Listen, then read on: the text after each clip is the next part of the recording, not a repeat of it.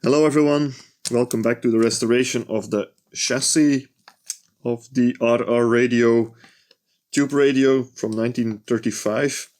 As you see, I removed the transformer. I decided to bite the bullet and simply get the transformer off the chassis. The reason is that it's a lot easier to paint the chassis like that. And also it's a lot easier to get the transformer also painted well. And I'm also now taking the transformer apart, and I hope that I don't screw this up, because I don't want to have this fall apart completely and have all the pieces here fall apart. So I'm gonna try to do this carefully.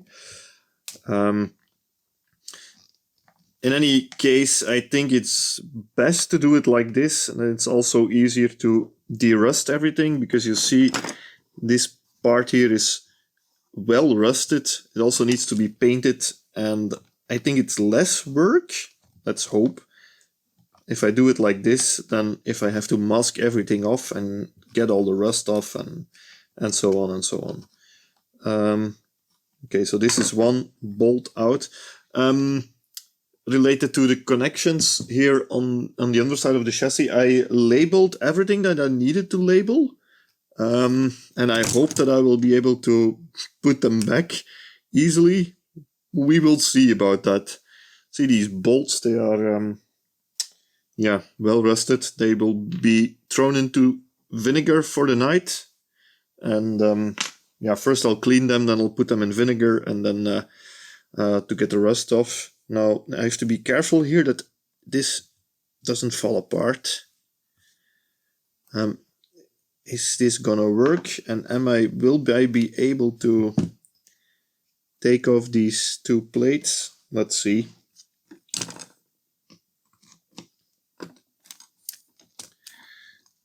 I think it's something that really needs to be done, because otherwise it will really look very ugly if I don't do this. Okay, so that's coming off. Yeah, that's coming off. The thing is, these metal pieces here, I think they are like I and U shaped. I really need to make sure that it doesn't fall apart, because it'll take a lot of time to get them back in the correct position. Now, okay, so this part comes off. And you see, like this, it's a lot easier to paint things. And on the underside as well, it comes off, although it is less critical, because you can't see it. So there, I only need to repaint the edges. But now I just have to make sure that this doesn't fall apart, and I can take this off. Okay. Yeah, there is here a cardboard piece that fell out.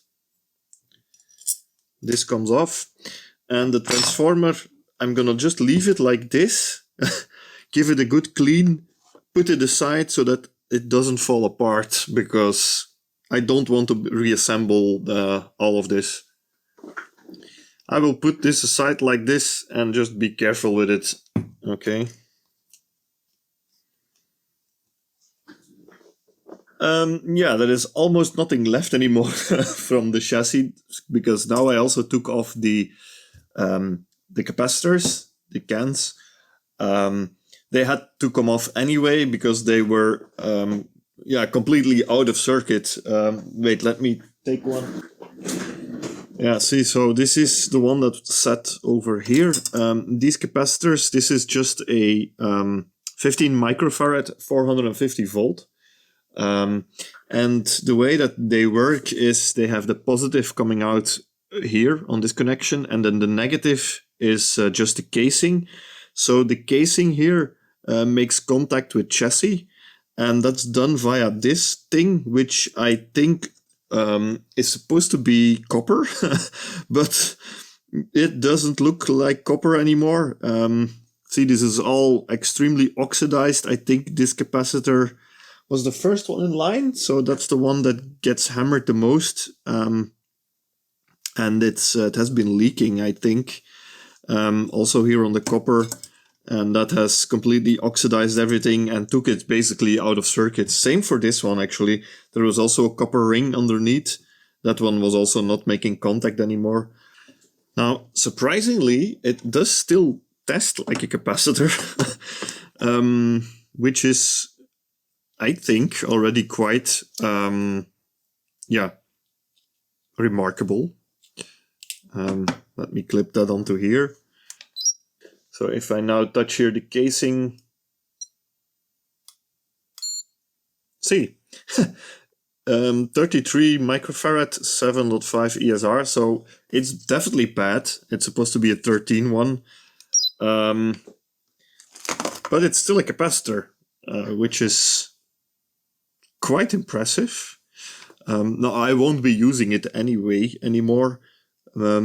I'm not sure what I will do with it. Will I restuff it, or will I just fit it back and then put a new, disconnect it completely out of circuit and then put a new cap in instead on the bottom side of the chassis? Not sure yet. In any case, now I can continue here cleaning a bit, and then the next step will be removing the paint and the rust from the chassis. That will be a lot of work as well. So this might be the last shot that you get from the chassis itself in the before state. And I just wanted to show you clearly how bad it actually is. See, it's all rusted up. There is almost no paint left.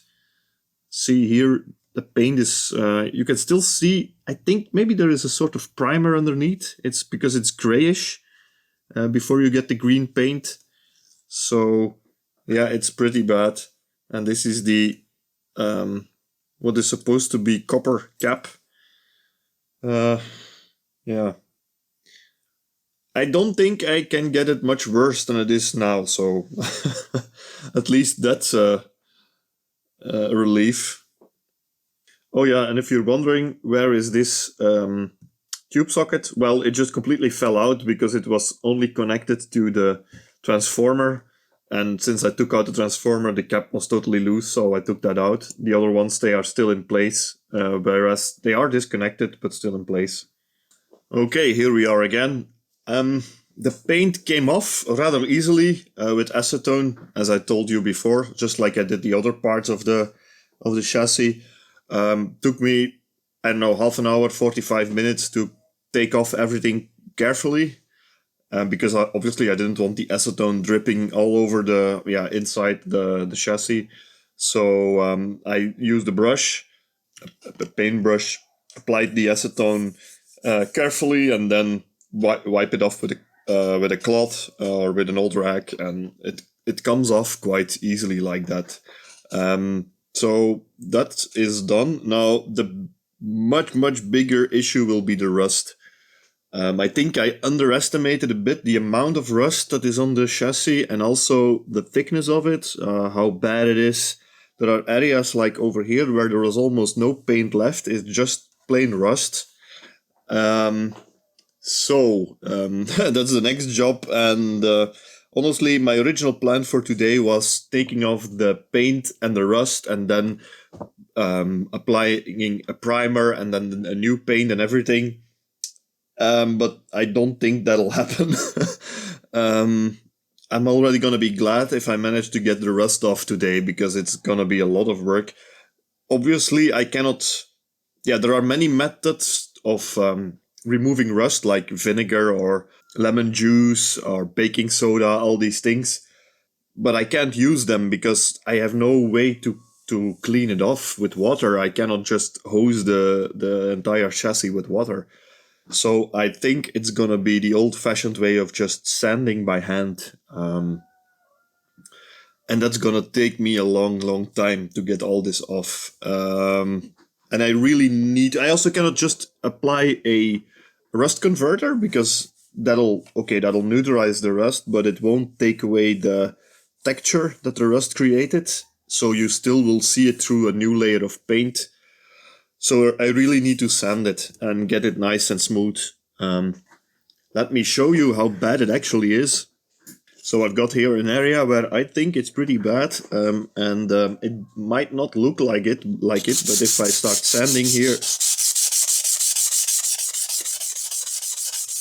see, the amount of rust that comes off is quite significant.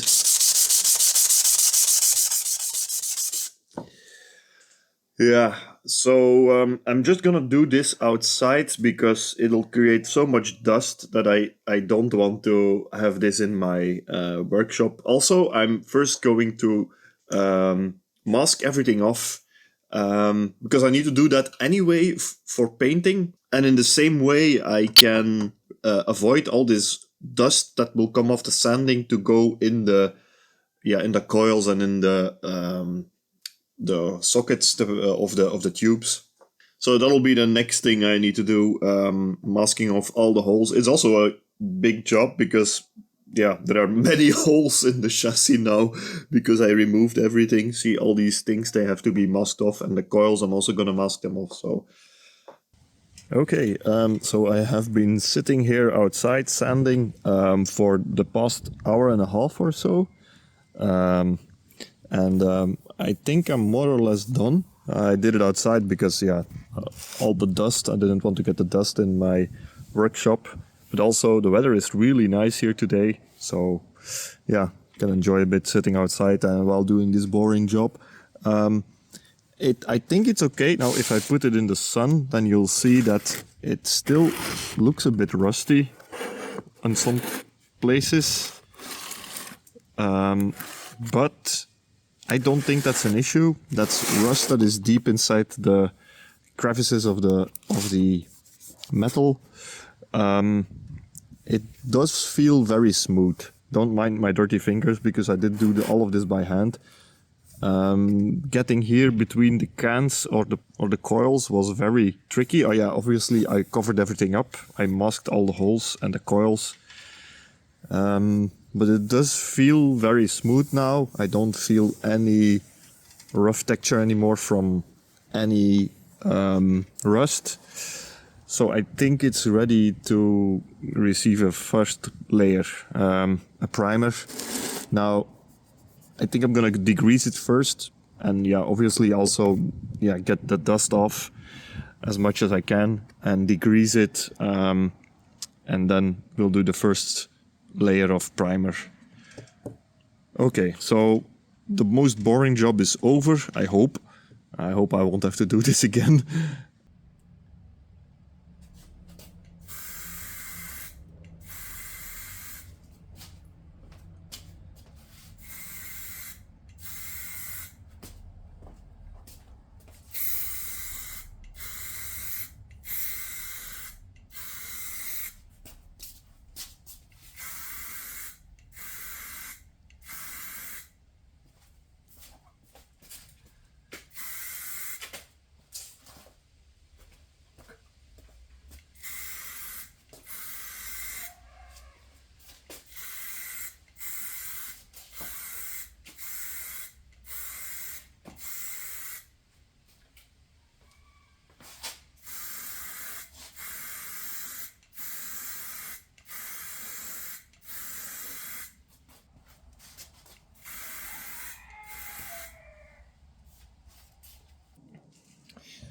Okay, the primer is on. I think it worked out quite well. We're gonna let this dry. It only needs to dry 15 minutes. I'm just gonna leave it half an hour just to be sure before we can apply the first top coat. Now, with the primer, this primer really doesn't drip at all. So you get away by applying a rather thick coat in one go. Because there is no dripping whatsoever.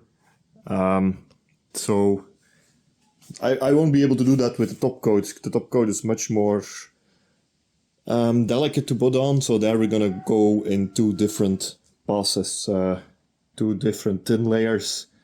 But here, I'm actually quite happy with the result so far. Looks like it has evened out all the bumps and things that we got from the rust, so it's looking good. Let's leave this to dry and then we can do the top coat of paint.